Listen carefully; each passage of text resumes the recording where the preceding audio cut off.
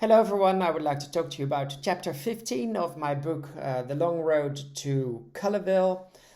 Chapter 15 is a chapter about South Africa and Botswana. Botswana, which is here, which was the second last country on my quest to visit every country on the planet. Unfortunately, we had a very severe car accident, which probably should have gone wrong. Miraculously, we survived, relatively unscathed, and after all the risk taking on all the travels I did, it eventually almost went wrong in a spot where I completely did not expect it to go wrong, which only proves that you can never predict what will happen, and things that might look safe beforehand can turn out to be risky, and the other way around. I'm going to read you a fragment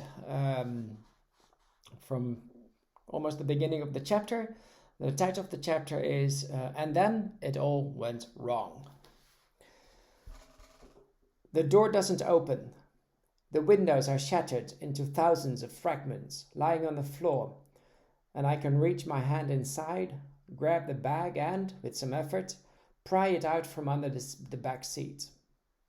I switch on my camera, and without giving it any thought, I start taking pictures. The rattling sound of the shutter has a calming effect. It sounds and feels familiar. Now that I'm taking a closer look at the havoc, the situation begins to sink in, but questions remain.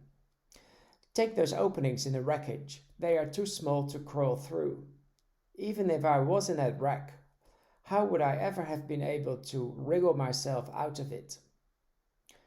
Then, in the corner of my eye, I see Annika being placed on a stretcher. Huh? Is she here too?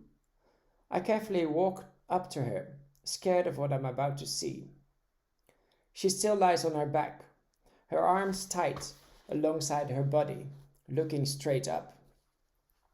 At least she can look. I see her familiar, serene gaze, and she nods at me reassuringly as I hover above her face.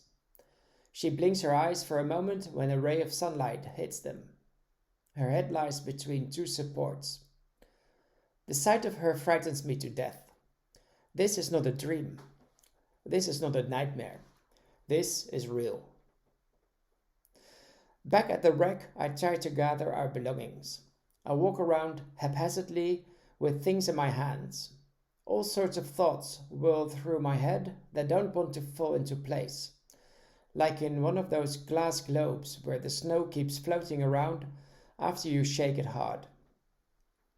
After a while, the snowflakes start to fall. Memories become sharper, thoughts clearer. We're in South Africa. We were on our way to Botswana, where we were supposed to arrive around sunset.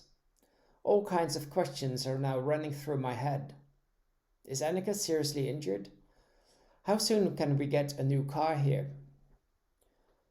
Will we make it to the Botswanian border today? In a few hours, night will fall. What about tomorrow? Can we still have that party in Ireland in a few months? I just sent out the invitation a week before. Do I have to cancel those? How weird, only now do I see that my right arm is covered in blood, but I don't feel anything. So those red marks on the door are indeed blood. My blood. I walk on, dazed.